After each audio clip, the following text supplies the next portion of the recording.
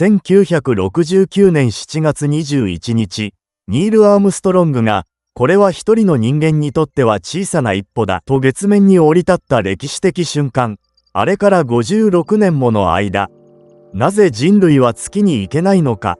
夜空に浮かぶ月は、地球のすぐ隣にいる友人のように感じられます。しかし実際の月は、地球上のどんな場所よりも過酷で、人類が経験したことのない危険に満ちています。この動画が少しでもいいと思ったら、チャンネル登録とグッドボタン、よろしくお願いします。これを最初に知らされたのは、1960年代、アポロ計画に参加した宇宙飛行士たちでした。彼らは人類初の月面という輝かしい栄誉と引き換えに、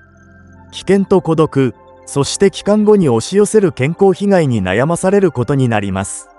アポロ計画のスタートは華やかなものではありませんでした。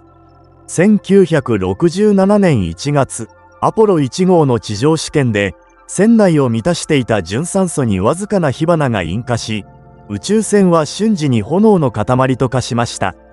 ガスの膨張でハッチは内側から開かなくなり、3人の宇宙飛行士は逃げ場を失ったまま、十数秒で命を落とします。NASA の内部では、あまりの惨状に月へ行く前に我々は自らの技術に殺されると囁かれました。この悲劇は宇宙開発が決してロマンだけではないことを世界に突きつけた事件でした。アポロ11号が月に向かったのはその2年後。船内では静寂と緊張が続き、月に近づくにつれて窓の外の世界は色のない宇宙だけになります。宇宙飛行士たちは眠ることさえ困難でした。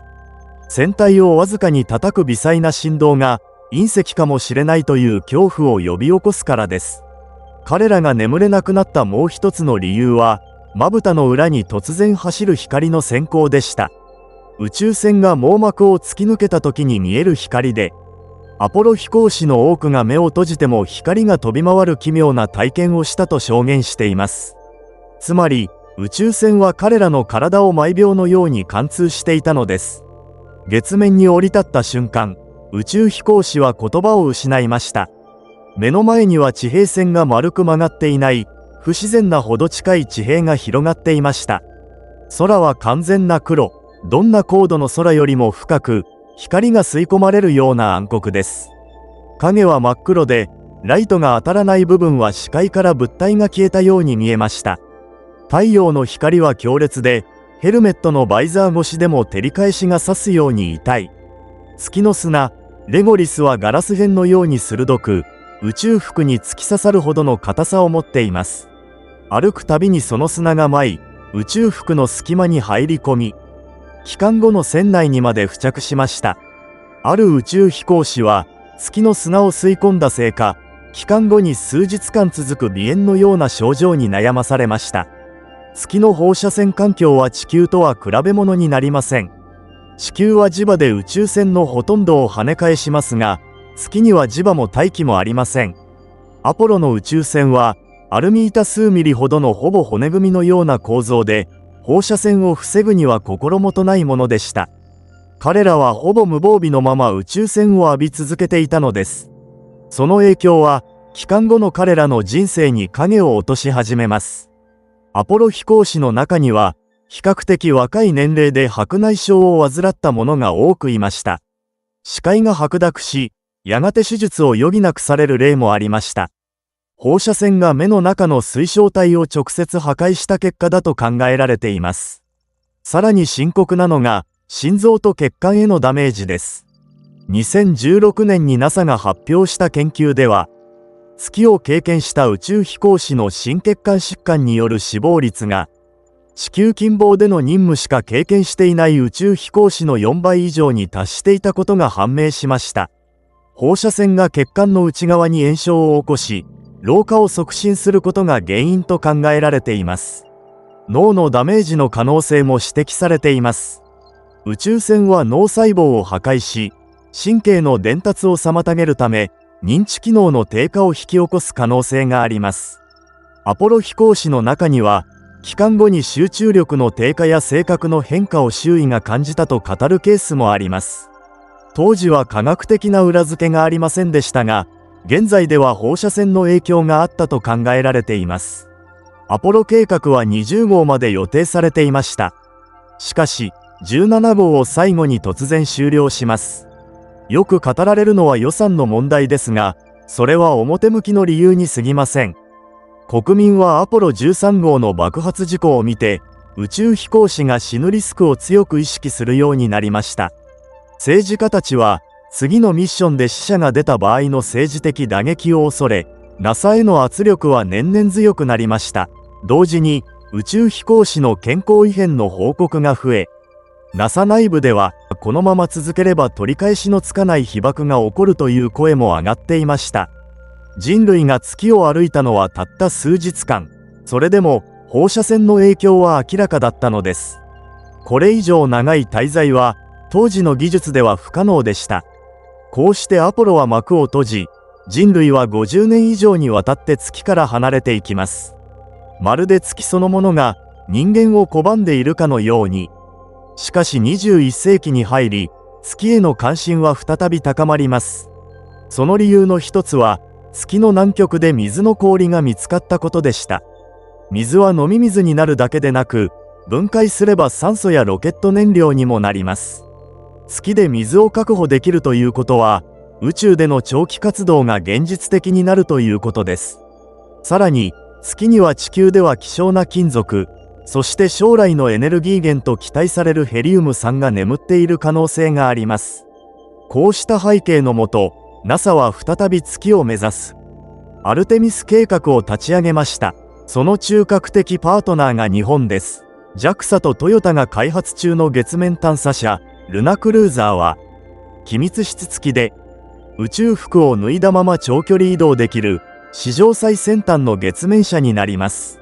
そして、日本人が月面に立つことはすでに確定しています。日米間の正式な合意により、アルテミス計画の月着陸ミッションに日本人飛行士が参加することが約束されたのです。候補者として名前が挙がっているのは、諏訪誠さんと米田あゆさんです。さらに、新世代の日本人宇宙飛行士の中からも月を歩く人物が出ると予想されています。その時期は2030年前後、アポロから60年を経て、ついに月面に日本人の足跡が刻まれる瞬間が訪れます。それでも月の危険は昔と変わりません。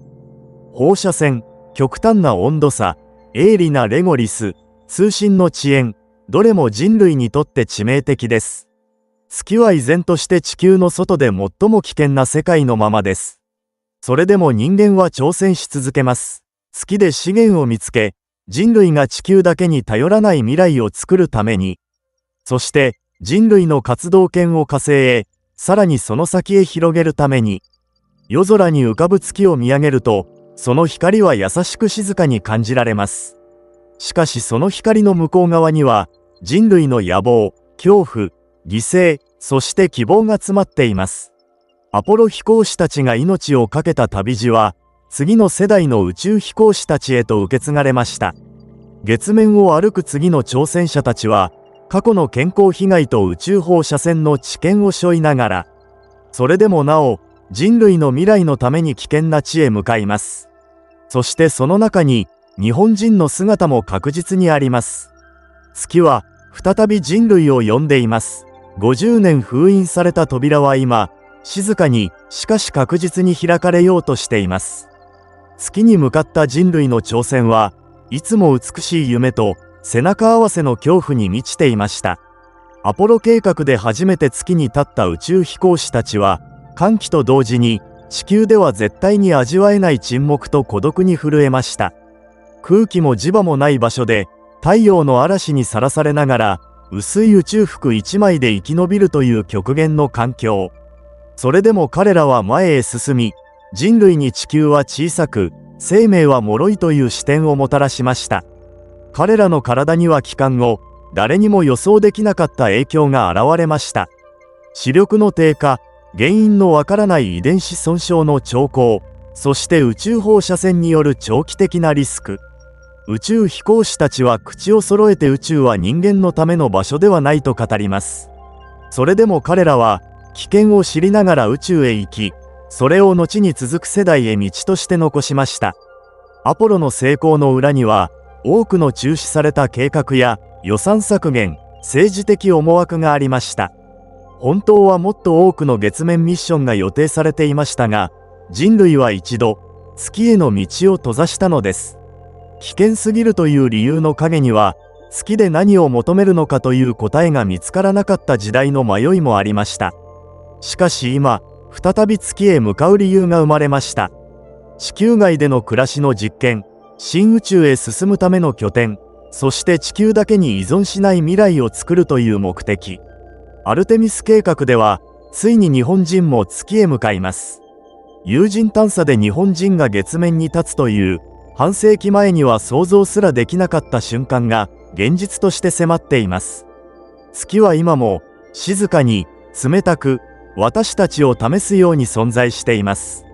それでも人類はそこへ向かい続けます。危険があるからこそ、困難があるからこそ、私たちは空を見上げ、あの白い世界へ挑む物語を続けているのです。最後までご視聴ありがとうございました。これからも宇宙に関する謎の解明を目指していきますので、チャンネル登録とグッドボタン、よろしくお願いします。